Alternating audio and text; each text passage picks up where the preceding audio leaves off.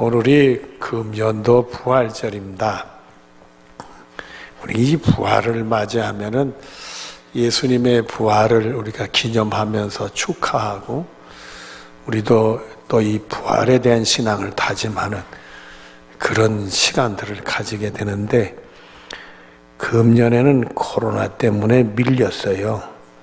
좀 초라하게 이렇게 돼버리고 말았습니다. 부활절은 성찬식도 하고 성례전을 세례익교도 하고 저녁에는 찬양대가 부활절 칸탄타도 하고 그런 날인데 다 못해요. 예배만 간신히 이렇게 드리게 됐는데 우리가 외적으로는 좀 초라해졌을지 몰라도 우리의 이 부활의 신앙은 변치 않는 줄로 믿습니다. 오히려 이 외적으로 이렇게 약해져도 더 우리 믿음을 다짐하고 더 이 부활의 신앙으로 무장하는 복이 되는 기회가 될 수 있지 않겠는가. 그래서 이 화가 복이 되는 부활절이 되어져야 되겠다. 외적으로는 화하고 육신적으로는 화하고 세상적으로는 화하게라도 영적으로는 축복이 되는 부활절이 될 줄로 믿습니다. 예수님의 부활이 여러분의 부활이 되시고 예수님의 부활의 승리가 여러분의 승리가 되어지기를 바랍니다. 본문 1절을 보도록 하겠습니다. 어떤 병자가 있으니 이는 마리아와 그 자매 마르다의 마을 베다니에 사는 나사로라.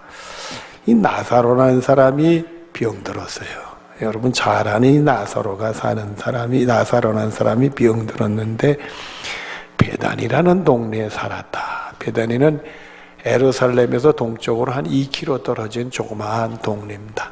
여러 교회에서 쭉 산 올라가듯이 예루살렘 성은 원래 이 산성이니까 산 꼭대기 있는 성이니까 예루살렘 성은 저 아래쪽에 해발 마이너스 한 300-400m 그렇게 낮은 땅에 거기서부터 쭉 이렇게 올라가는데 기록에 보면 예루살렘 성이 해발 800m 그러니까 우리 계룡산 높이에 있는 그런 위치에 있어요. 그러니까 밑에서부터 올라가면 한 1200m 산 올라가듯이 쫙 여리고서부터 올라가야 되는데 이제 여리고성에 이제 예루살렘 성에 가까이 오면 베다니를 거치게 되고 베다니를 통해서 감람산을 넘어서 그럼 예루살렘 성으로 이렇게 가게 됩니다. 그 베다니 동네에 나사로인데 나사로가 병들었어요. 근데 그 누이들이 마리아와 마르다 이 두 여인이었는데 마리아는 우리가 잘 알다시피 우리 예수님의 하나님 말씀을 잘 들어서 칭찬받은 여성이잖아요.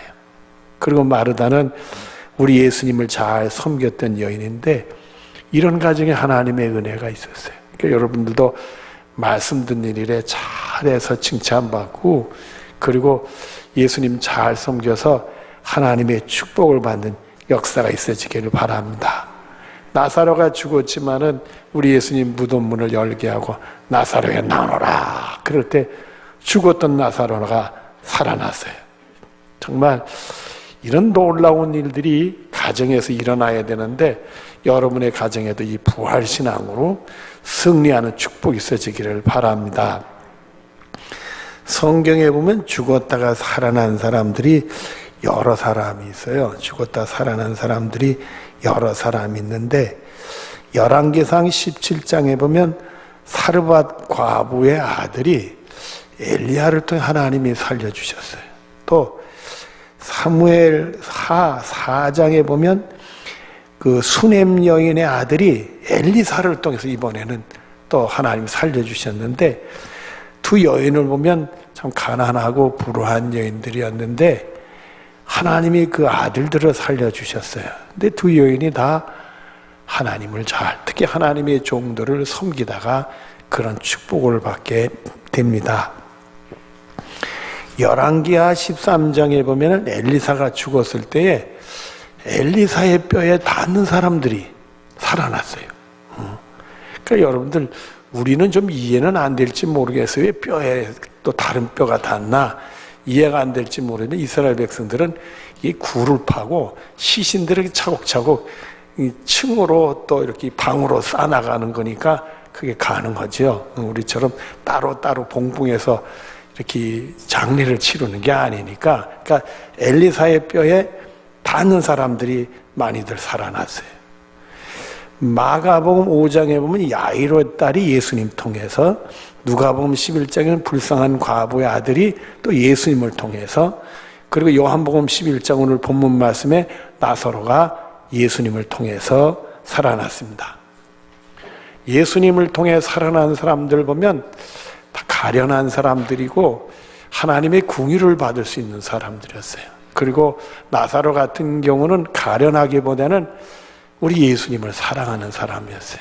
그런 사람들에게 은혜가 있었고, 또 마태복음 27장에 보면 예수님이 돌아가셨을 때 무덤 문이 열리고 많은 사람이 일어났다, 살아났다, 그런 기록이 있습니다. 사도행전 9장에 보면은 들어가라는 여인이 베드로를 통해 하나님이 살려주셨어. 이 여인은 불쌍한 과부들을 구제를 많이 했던 여인이요.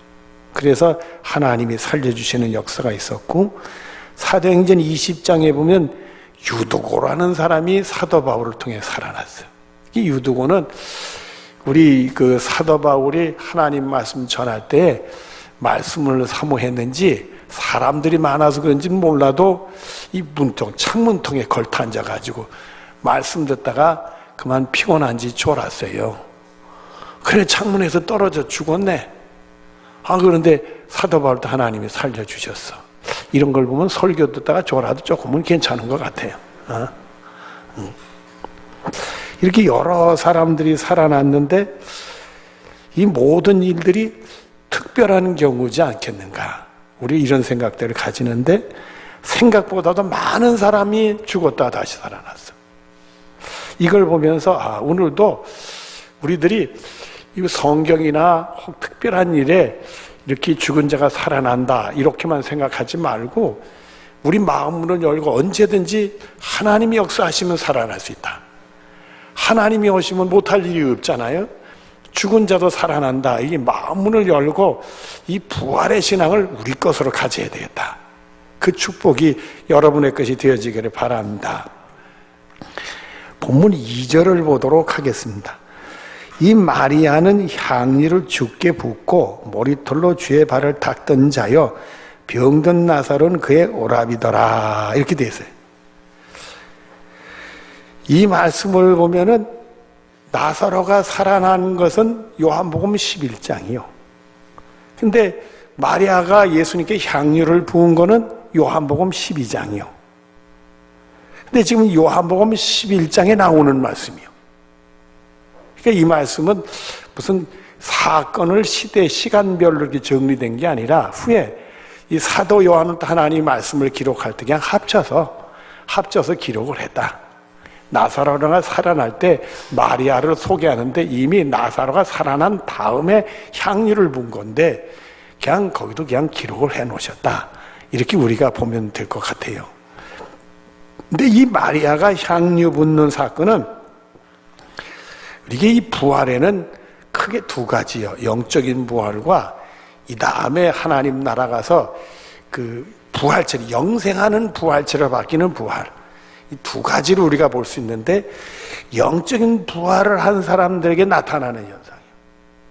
이 마리아가 향유 붓는 게 이게 간단한 문제가 아니에요. 예수님도 뭐라고 했느냐면 그 사건이 일어나자마자 복음이 전파되는 곳에는 이 여인이 행한 일들을 기억하게 하라 이렇게 했어요.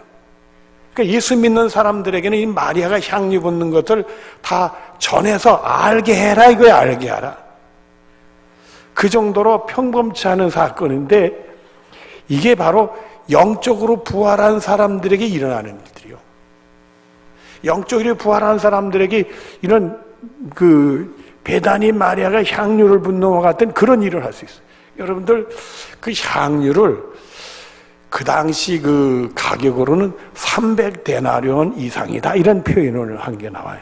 그걸 팔아서 가난한데 나누지 그걸 어떻게 붓느냐, 예수님의 그 발에다 붓느냐 이런 표현들이 나오는데 요 데나리온이라는 게 이게 주목할 일이 오늘날 장정이 하루에 일을 하고 받는 품삯, 일당.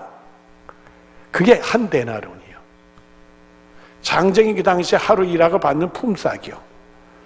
여러분들 그거를 우리가 그 요즘에 장정이 하루 일하고 받는 품삯이 일당이 얼마 정도 돼요?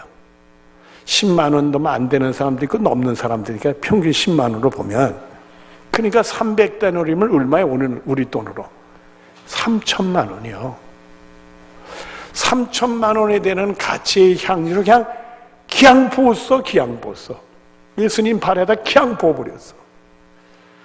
아니 이 마리아가 뭔 돈이 있어서 그 많은 향유를, 그 비싼 향유를 소유했겠냐?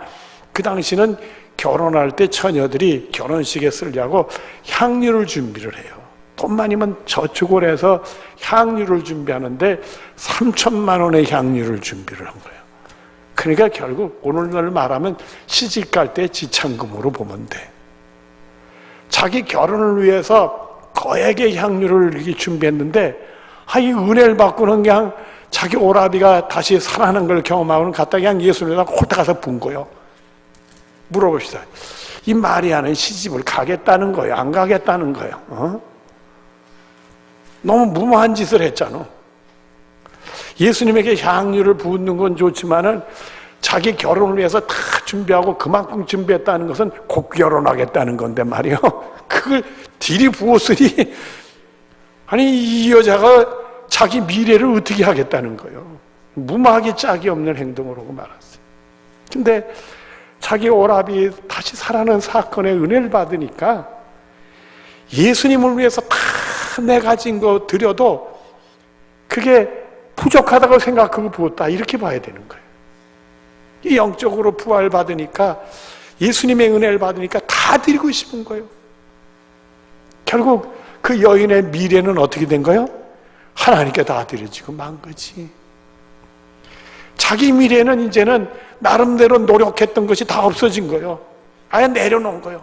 자기 미래가 어떻게 되든 주님 앞에 다 내려놓은 사람이에요. 이 영적인 부활을 경험하는 사람들에게 이런 일이 나타나는 거예요. 전에 전도 훈련을 받을 때 이 전도를 하는데 가록 연세 높으신 그 여자 어르신 분들은 교회 나오자고 그러면 헌금 내는 걸 부담스러워 해가지고, 헌금을 굉장히 많이 내는 것도 아닌데 부담스러워 해가지고 교회 못 가겠다는 사람들이 있을까봐 전도하는 사람들에게 뭘 교육하느냐면 10,000원짜리 한 장을 가지고 은행에 가서 빳빳한 1,000원짜리 10장으로 바꿔라. 그리고 그런 어르신들이 있으면 이 1,000원짜리 10장을 드리고 매주일 교회 가서 한 장씩 내라. 그렇게 교육을 시켜줘라. 그러면 교회 와서 그 헌금을 1,000원짜리 10번을 내다 보면 그 다음에는 헌금 내는 거 부담스럽다 이런 소리 안 하고 알아서 헌금하게 되니까 전도할 때 그런 방법도 써라. 그런 얘기들도 가르쳐 줬어요. 여러분들 얼마 헌금 내지 않는 것도 이 믿음이 없고 불신자들에게는 부담스러울 수도 있고, 그걸 어떻게 해야 되나 예상치 못할 일이 생길 수도 있어요. 근데 3천만 원짜리 자기 미래가 걸린 그 향유를 부어요? 이거는 영적으로 부활하지 않고는 할 수 없는 행동이에요. 로마서 6장 4절에 익히 말씀합니다. 그러므로 우리가 그의 죽으심과 아파의 세례를 받으며 나 같은 죄인을 위해 예수님 십자가에 돌아가셨잖아요. 정말 나 같은 죄인을 예수님이 돌아가셨잖아요. 근데 예수님이 십자가를 통해서 내 죄가 다 용서받고 그 보혈의 피로 씻음받았다는 거예요. 그것이 바로 예수님의 죽으심과 아파여 세례를 받는 거라고 표현합니다. 이 죄인들이 죄 용서받는 은혜를 경험한 거예요. 그리고 계속되는 말씀을 보면 그와 함께 장사가 되었나니 이제는 죄 짓던 나는 죽었고 죄 때문에 멸망받을 나는 이미 죽어졌다 이거예요. 그리고 계속 이어지는 말씀에는 이는 아버지의 영광으로 말미암아 그리스도를 죽은 자 가운데 살리심과 같이 우리로 또한 새 생명 가운데 행하게 하려 함이라. 이제부터는 나는 죄로 말미암아 이제 살던 나는, 세상적으로 나는 살던 나는 죽었고 이제 죄 용서하고 구원받는 사람으로 새 생명 얻은 거야. 이제는 정말 나를 위해 사는 것보다도 우리 예수님이 나를 위해 돌아가셨으니까 주님을 위해서 사는 거야. 이렇게 주님을 따라가고 주님을 위한 길로 자꾸 생각하고 바뀌어지는 사람, 이런 것이 바로 영적인 부활이 나타났을 때 고일이 생겨지게 돼요. 갈라디아서 2장 20절에 보면 내가 그리스도와 함께 십자가에 못 박혔나니 그런즉 이제는 내가 산 것이 아니요 오직 내 안에 그리스도께서 사신 것이라. 이제는 예수님을 모시고 예수님이 나를 주장하도록 하는 거예요. 영적으로 내가 나를 주장하는 게 아니라 예수님이 나를 주장하시게. 나의 삶의 주인이 내가 아니고 나의 삶의 주인은 이제 예수님이 오는 거예요. 예수님이 다스리고 예수님이 주관하는데 예수님 따라가는 삶을 사는 거예요. 그런 계속되는 말씀을 보면 이제 내가 육체 가운데 사는 것은 나를 사랑하사 나를 위해 자기 자신을 버리신 하나님의 아들을 믿는 믿음 안에서 사는 것이다. 이제 우리 예수님 따라가면서 예수님만 믿는 믿음 안에서 사는 것이 오늘 우리들의 삶이다. 이런 사람들에게 나타나는 증세가 있어요. 갈라디아서 6장 14절 뒤를 보면 세상이 나를 대하여 십자가에 못 박히고 내가 또한 세상에 대해 그러하니라. 세상이 뭘 하든 나는 세상의 영향을 안 받는다는 거예요. 세상에 대해서 내가 죽었다는 거예요. 내가 살아있지만 세상이 무슨 일을 하든 간에 나는 주님 바라보고 주님이 나를 주장하는 삶하고 나는 주님을 따라가는 삶을 사는데 거기에 초점이 있는 거지 세상에 무슨 일이 있다 그게 나를 몰두하지 못한다. 여러분 이걸 우리가 코로나로 얘기죠.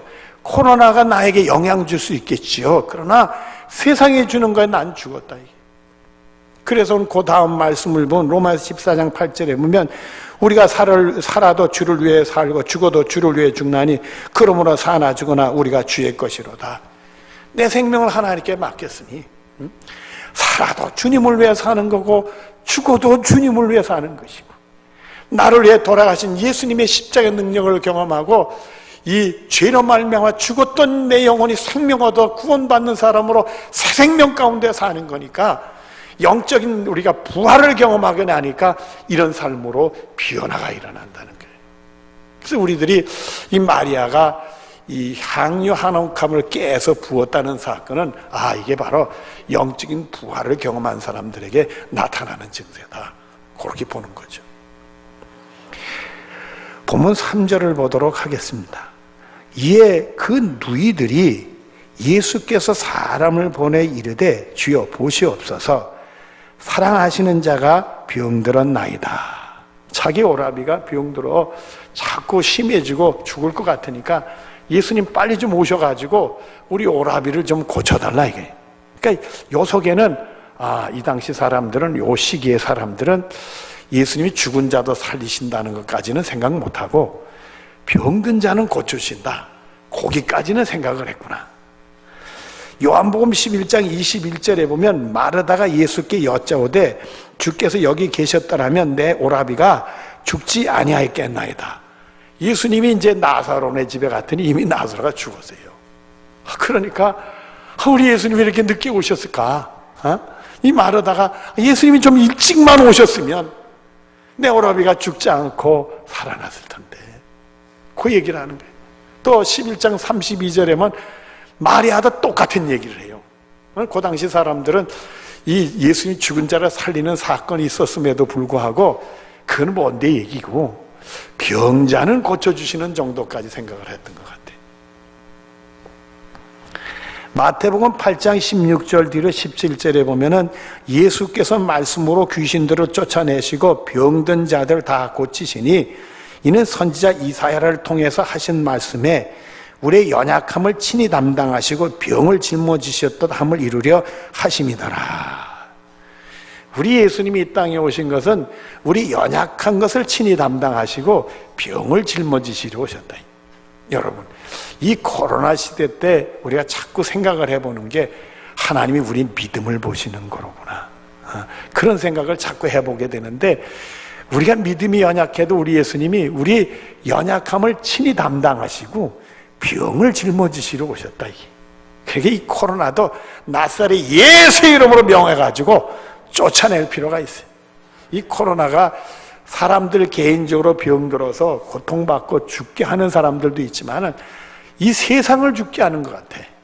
코로나한테 짓눌려가지고 온 세상이 죽어가는 것 같아. 그 우리 예수님은 죽은 자도 살리시고 어떤 병도 고치시니까 나사렛 예수로 코로나를 명해가지고 이 코로나가 깨끗이 살아나는 축복이 우리 개인적으로나 우리나라에 또 인류에 임하는 축복이 있어지기를 바랍니다. 본문 4절을 보겠습니다. 예수께서 들으시고 이르시되 이 병은 죽을 병이 아니라, 예수님께서 이 베드로 이제 나사로가 죽을 병이 걸렸다니까 예수님이 죽을 병이 아니다 그렇게 얘기를 하셨어요. 죽을 병이었어요? 죽을 병이 아니었어요? 죽을 병이었지. 근데 예수님은 죽을 병이 아니라고 그랬어.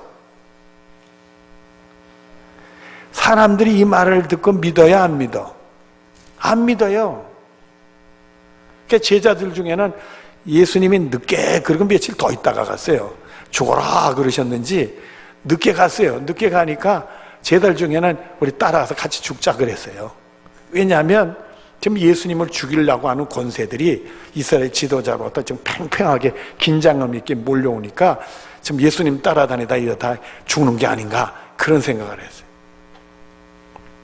그리고 그 다음 말씀을 보면 하나님의 영광을 위하며 하나님의 아들이 이로 말미암아 영광을 받게 하려 함이라 하시더라. 하나님의 영광을 위해서 이게 죽을 병이지만 다시 살아나는 거니까 죽을 병이 아니다 이렇게 표현을 하신 거예요. 예수님은 어느 정도로 생각하시느냐 하면 죽은 자를 살리시는 것을 요한복음 11장 11절 뒤로, 오늘 본문 말씀드린데 한번 보세요. 11장 11절 뒤를 보면 이르시되 또 우리 친구 나사로가 뭐하였도다? 잠들었대. 잠들었어요? 죽었어? 죽었죠. 마스크를 써서 그런지 잘 안 들리네. 죽었어. 그러나 내가 뭐 하러 가노라? 우리 예수님은 잠자는 자들 깨우는 것처럼 죽은 자를 살리시는 게 간단하대. 여러분들 잠자는 사람들 깨우는 거 쉬워요? 어려워요? 쉬워요. 근데 제가요 한번 어려운 경우가 있었어. 고등학교 2학년 때 제 짝이 있는데 축구부 주장이었어요. 이 친구가 맨날 공을 그냥 밤늦게까지 차고 뭐 연습을 하고 공은 잘 차요. 공은 잘 차는데 문제는 수업 시간에 딜이 좋아라. 그것도 부족해서 수업 시간 사이 10분 쉬잖아요. 코트매도 뛰고 자요. 그리고 저한테 부탁을 해요. 야 명언아, 선생님 오면 나 좀 깨워다. 꼭 부탁을 하면 그래도 짝이니까 깨워줘야 돼? 안 깨워줘야 돼? 깨워줘야지, 깨워줘야 돼. 근데 그 친구는 깨울 때는요, 처음에 내가 몰랐어요. 처음에 몰라가지고 욕받는데 깨울 때는 얼른 깨고 도망가야 돼. 이 친구가 고향이 마산 출신인데 성질이 얼마나 급한지 자기 깨우는 사람 깨우면은, 이제 자는 사람 자기 잘 때 깨우면 꼭 때려. 이상한 버릇이 있어가지고 처음에 모르고 깨웠다가 얻어 터졌잖아요, 제가. 그 다음서부터는 깨워달라고, 깨우지 마. 야, 너는 왜 깨워주기만 하면 왜 때리냐? 내가 그랬더니, 미안하다고. 그러면 제발 부탁하니까 깨워달래요, 깨워달래. 그래, 깨울 때는 얼른 깨고 제가 도망가야지. 안 맞아. 그런 친구는 깨우기가 좀 힘들어. 여러분들, 우리 예수님은 잠자는 자 깨우는 것처럼 죽은 자 살리는 게 쉬운 일이요. 또 요한복음 11장 39절에 보면 기가 막힌 말씀이 나와요. 예수께서 이르시되 돌을 옮겨 놓으라 하시니 그 죽은 자의 누인 마르다가 이르되 주여 죽은 자가 나흘이 되었으니 벌써 뭐가 나나이다? 이미 사람이 죽어서 시신이 부패해서 냄새가 난다는 거예요. 썩어가고 있다는 거예요. 근데 그 나사로를 우리 예수님이 살렸어. 그냥 죽자마자 살려놓으신 게 아니에요. 죽어서 나흘이 돼서 시신에서 냄새가 나요. 냄새가 나. 썩고 있는데 우리 예수님이 나오너라, 나사로에 나오너라, 그 말씀 하나로 그냥 살려놓고 마셨어요. 여러분, 예수님이 이렇게 분명히 말씀하셨어요. 요한복음 11장 25절부터 27절에 예수께 이르시되 나는 부활이요 생명이니, 예수님은 부활이요 생명이니 자신이 죽었고 부활받았고 예수님 통해 죽은 자도 다시 살리실 수 있고 생명을 불어넣는 분이 우리 예수님이라. 나를 믿는 자는 죽어도 살겠고 나를 믿는 자는 죽어도 살아나고 무릇 살아서 나를 믿는 자는 영원히 죽지 아니라 살아서 예수님 믿는 사람은 영생의 복을 누리고 그리고 하나님 나라에서 부활체로 영생의 복을 누리게 되는 겁니다. 이것을 내가 믿느냐 이르되 주여 그러하다. 주는 그리스도시여 세상에 오시는 하나님의 아들이신 줄 내가 믿나이다. 예, 우리 예수님 나의 구원해 줍니다. 죽어도 나를 살리시는 나의 구원해 줍니다. 이를 위해서 우리 예수님 하나님의 아들이 이 땅에 오셨습니다. 여러분, 우리 예수님이 부활이신 줄로 믿습니까? 우리 예수님이 생명인 줄로 믿습니까? 예수 믿으면 여러분이 부활받을 줄로 믿습니까? 예수 믿는 자면 우리 예수님 재림하는 날 부활체로 받아 하늘나라에서 영생복을 받을 줄로 믿습니다. 여러분들, 우리는 이 부활이 두 가지가 있어요. 하나는 이 땅에서 영적인 부활이 있고 내세에서 영생의 부활이 우리들에게 있습니다. 로마서 8장 2절 뒤를 보면 생명의 성령의 법이 죄 사망의 법에서 나를 해방해 주셨다. 정말 성령의 감동 주시는 순간에 예수님 나를 위해 돌아가셨다. 그걸 믿고 우리 예수님 통해 내가 죄 용서받았다. 은혜의 감동이 있는 순간에 우리는 영적인 부활이 일어납니다. 이전 것은 지나갔으니 보라 새 것이 되었도다. 구원받는 사람으로 새 생명 가운데 주님을 따라가는 사람으로 살아가는 영적인 부활이 있습니다. 요한복음 6장 40절에 내 아버지의 뜻은 아들을 보고 믿는 자마다 영생을 얻는 이것이니 이 마지막 날에 내가 이를 다시 살리리라 하시니라. 여러분들, 우리가 데살로니가 전서 5장에 보면은요, 예수님이 이 땅에 오시는 날 미리 죽은 사람들은 무덤 문이 열리고 부활을 받아. 그래서 영과 육체가 같이 부활을 받게 돼. 그런데 그때까지 죽지 않고 살아있는 사람들은 죽지는 않아. 그러나 영생하는 부활체로 바꿔서 하나님 나라에서 영생복을 누리게 되는 거예요. 오늘 우리의 모습이 아니라 영생하는 부활체로 우리가 바뀌어지는 거예요. 변경이 일어나는 거예요. 그래서 영생복을 누리게 되는 거예요. 여러분들, 이 부활의 신앙이 여러분의 것이 되어지기를 바랍니다. 이 부활의 축복이 여러분의 축복이 되어지기를 바랍니다. 기도하겠습니다. 사랑이 많으신 하나님 감사합니다. 이 부활절 날 사랑하는 성도들과 더불어 부활의 승리, 부활의 축복을 나눴는데 항상 살아계신 하나님을 똑바로 보면서 언제든지 죽은 자를 살리신다 확고 있는 믿음으로 세상과 세상의 어떤 권세도 이길 수 있도록 복을 내려 주시옵소서. 예수님의 이름으로 기도드리옵나이다. 아멘.